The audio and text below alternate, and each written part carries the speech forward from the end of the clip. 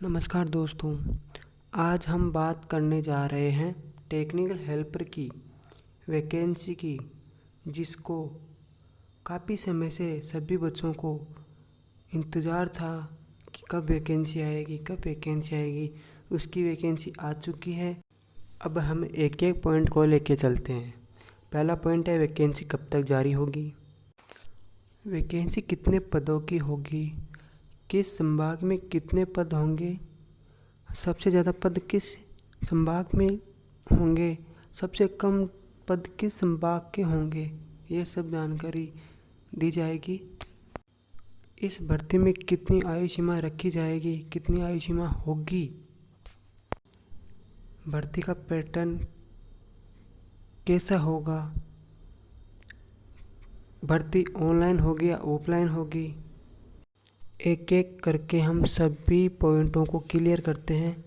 सबसे पहला पॉइंट अपन लेते हैं टेक्निकल हेल्पर की, जो 15 से 12 पदों की जो वैकेंसी आई है उसके बारे में। पहले बात कर लेते हैं जयपुर डिस्कॉम की, यानी जयपुर संभाग की। जयपुर संभाग में 1035 पद हैं, जो सबसे ज़्यादा है। दूसरे संभाग की बात करें तो जोधपुर संभाग है, उसमें 397 पदों पर विज्ञप्ति जारी हुई है। और तीसरा संभाग अजमेर में सबसे कम पद हैं, 80 पद है, ओनली 80 पद है, सबसे कम है अजमेर संभाग। वैसे देखा जाए तो बहुत ही कम पद हैं जितने लड़के तैयारी कर रहे हैं राजस्थान में। उस हिसाब से तो मेरे को लगता है कि दूध में अपन जो जामन देते हैं, जामन उसके जैसा है ये सिस्टम, कि इतने लड़के तैयारी कर रहे हैं और वैकेंसी कितने की आई है, 1500 पदों की, यानी 1512 पदों की। अब हम आगे बात कर लेते हैं अपनी वैकेंसी की, कि वैकेंसी कब तक जारी होगी या कब तक आएगी। अब जैसे अपन ने बात की कल परसों जो मीटिंग हुई थी, उसमें बात बताई गई है कि बीडी कल्ला जी ने बताया है कि जो वैकेंसी है जो हम जारी कर रहे हैं वो जारी करेंगे सितंबर में, यानी 15 सितंबर के आसपास। 15 से 20 सितंबर भी हो सकता है, 15 सितंबर भी हो सकता है, या सितंबर एंड भी हो सकता है, कभी भी वैकेंसी जारी हो सकती है। अब हम बात करते हैं पेपर से संबंधित, जो इसमें हम सभी ने एक बात की थी कि परीक्षा का जो पैटर्न है हमारा, वो पैटर्न होना चाहिए 2013 की जो वैकेंसी आई थी उसके तहत। उस वैकेंसी में क्या था कि अब 250 क्वेश्चन यानी 150 क्वेश्चन होते हैं, जिसमें से 100 क्वेश्चन होते हैं अपनी थ्योरी के और 50 क्वेश्चन होते हैं नॉन टेक्निकल, यानी उसमें जीके भी आ गया, मैथ भी आ गई और कंप्यूटर वो भी आ गया। अब अपन बात करते हैं कि 250 नंबर का जो पेपर था वो किस हिसाब से था। इसमें 100 क्वेश्चन आते हैं टेक्निकल थ्योरी, एक क्वेश्चन 2 नंबर का, यानी 100 क्वेश्चन 200 नंबर के हो गए। 50 क्वेश्चन बचे जो एक एक नंबर का है, उसमें 40 नंबर का जीके था, यानी राजस्थान जीके, उसमें टोटल जीके आ गया। 5 नंबर थी जो अपने अलग हो गए मैथ वाले, और 5 नंबर का कंप्यूटर ये आ गया। अब इसमें क्या हुआ कि 2018 में जो पेपर हुआ था ना, उस पेपर में 25 क्वेश्चन थे मैथ के, उसके अलावा 25 क्वेश्चन थे कंप्यूटर साइंस और जीके के थे, और 100 क्वेश्चन थे थ्योरी के। इस हिसाब से क्या है कि जो आईटीआई वाले जो बच्चे होते हैं उनको मैथ बहुत कम आती है, बहुत ही कम, इसलिए इसमें जीके का पार्ट ज़्यादा जोड़ा जाए, कम से कम 40 क्वेश्चन जोड़े जाएं, इसकी बात चल रही है अभी। पेपर की बात करते हैं तो पेपर ऑफलाइन होगा या ऑनलाइन।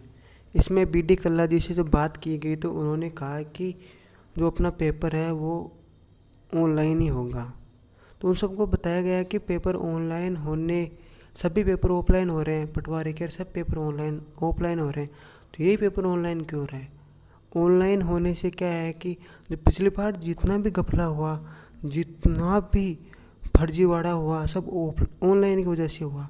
इसलिए उनको कहा गया कि पेपर ऑफलाइन करवाया जाए, लेकिन उन्होंने कहा नहीं, पेपर तो ऑनलाइन होगा। हाँ, मैं गारंटी ले सकता हूँ कि इसमें जो फर्जीवाड़ा हुआ था पिछली बार, वो इस बार ना हो।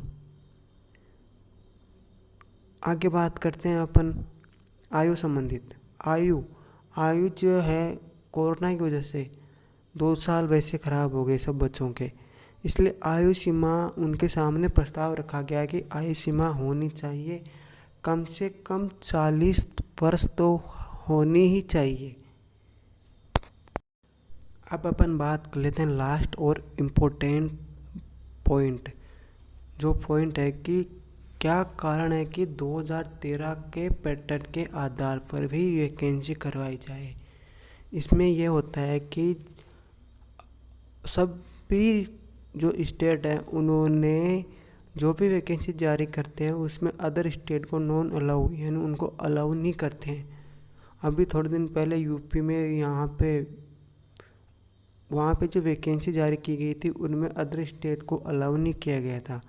उसी को देखते हुए अपन सब ने ये बात कही थी कि प्रस्ताव रखा उनके सामने कि अदर स्टेट को नॉन अलाउ किया जाए, लेकिन उन्होंने नहीं माना। इसको देखते हुए ये फैसला लिया गया कि ठीक है, आप जैसा कहो वैसे हो जाएगा। जो 2013 का पैटर्न है उसके अंदर क्या होता है कि राजस्थान जीके का जो पार्ट है 50 क्वेश्चन का, नॉन टेक्निकल का, उसमें कि 50 में से कम 40 क्वेश्चन राजस्थान जीके के होने चाहिए, जिससे कि अदर स्टेट वाले जितने भी बच्चे हैं वो राजस्थान का जीके की तैयारी अलग से नहीं कर पाएंगे।